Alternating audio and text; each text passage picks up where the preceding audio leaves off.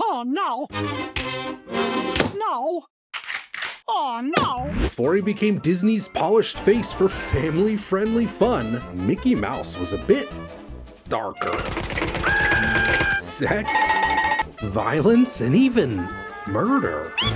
And that barely scratches the surface. The early mouse was so extreme that he was buried by Disney, banned by governments, and nearly erased from history.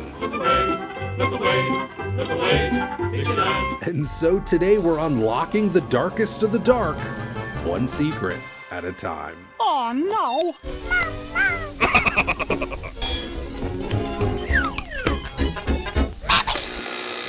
Now, any child of the 80s and 90s knows about the Disney Vault, a scheme created to introduce temporary artificial scarcity for the home video releases of their classics. On January 31st, these Disney classics are going back into the vault. But what you might not know about is Disney's Graveyard. It's another scheme, only this one's about permanent scarcity, preserved for anything Disney deems too dark for its audience. And the main mouse? You better believe that he's got his own dedicated section filled with everything from racist stereotypes, erotic fiction, and even multiple moments where Mickey tries to end it all. Because behind the gloves and ear-to-ear smile was a version of Mickey that Disney hoped you'd never find. He's heading your way again. Uncle Remus, the immortal storyteller in Walt Disney's honored motion picture classic. Of course, Disney burying their own questionable content isn't anything new. We've seen it more recently with Song of the South, where Disney has continued to distance itself from anything having to do with the film. Now open Splash Mountain at Disneyland. We've seen some of their most famous animated movies and shorts undergo various nips and tucks and edits to remove the offensive material, maintaining that squeaky clean image that's carried the company for so long. I'm the fuller brush man. I'm working my way through college. But then we've got the Mickey Mouse animated shorts from the late 20s, early 30s, well before there was any thought that this little rodent would one day become the face of a media empire. Back then, cartoons were rougher around the edges, and a little shock value was necessary to get ahead of the competition.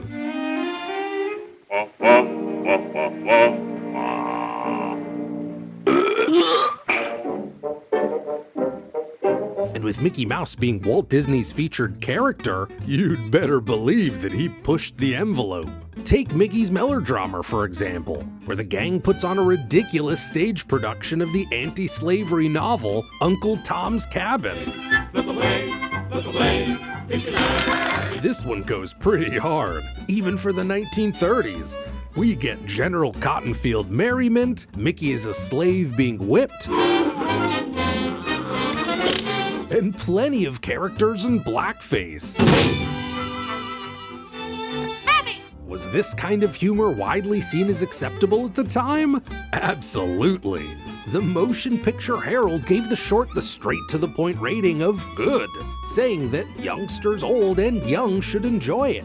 And there's lots of examples from this time period of dark and shocking Mickey Mouse cartoons. In Galloping Gaucho, he's smoking and drinking while watching Minnie dance seductively. Mickey and Donald are gun-wielding police officers in The Dog Napper, and even participate in a shootout. Hands up, you viper! And in Trader Mickey, we see one of Disney's many stereotypical depictions of native Africans as dim-witted savage cannibals. Now you'd better believe that the House of Mouse will make sure that these never see the light of day on Disney Plus or any other future official releases. The last time we saw them was in the now long out of print Walt Disney Treasures collection. But if you think it's just Disney doing the censoring, think again, because some of Mickey Mouse's darkest and most horrific cartoons have been banned by entire countries. Mickey Mouse was an almost instant hit when the character debuted in 1928. and Disney made sure to hit the ground running. Merchandise, comic books, a fan club, and up to 15 new Mickey Mouse shorts were being produced annually. But these weren't just made for the US. Walt made sure that Mickey's brand of rough and tumble fun could be enjoyed by audiences throughout the world.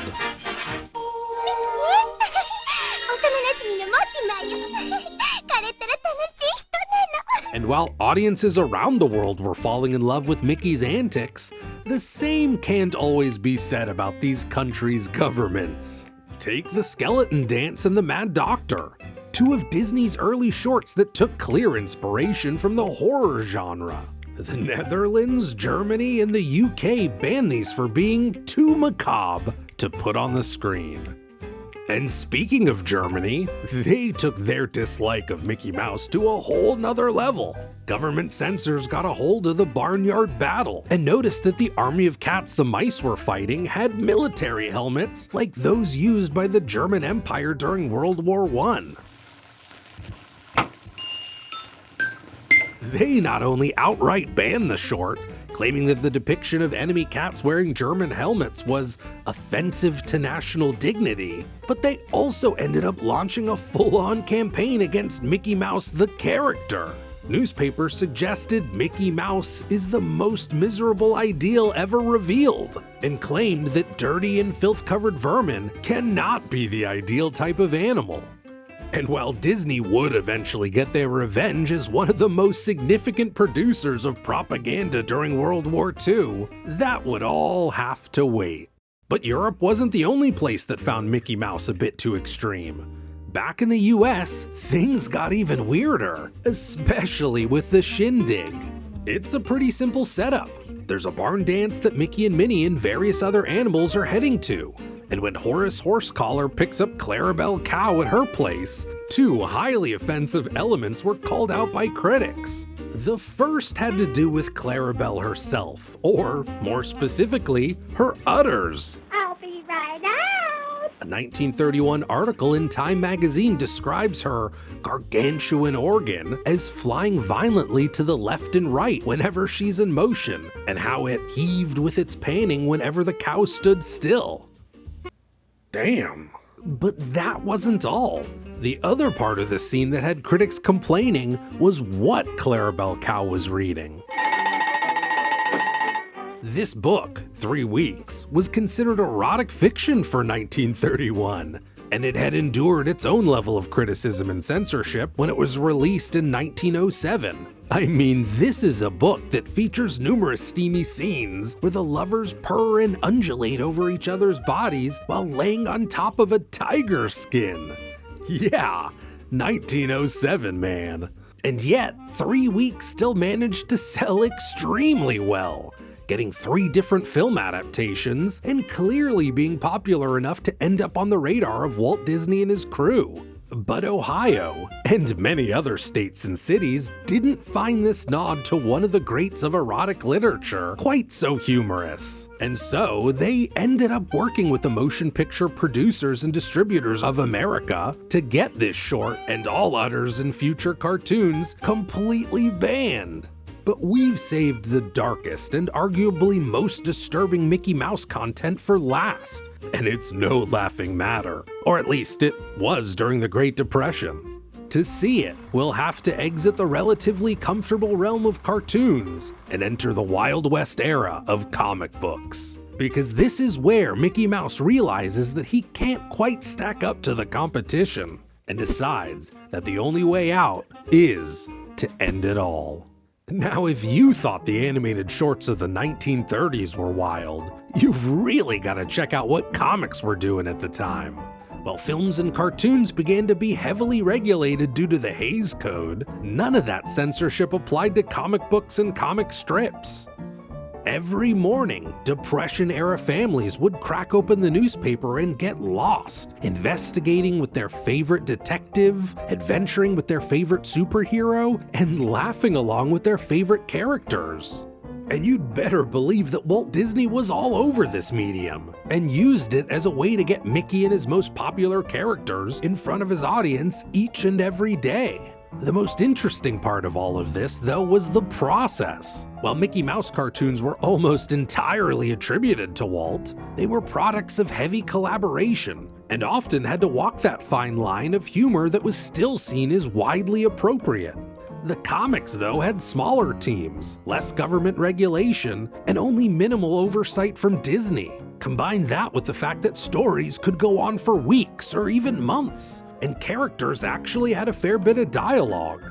The result was a version of Mickey Mouse that could go places that the cartoon version could never dream of. Take Mickey Mouse in Death Valley, Mickey's first real long-form adventure.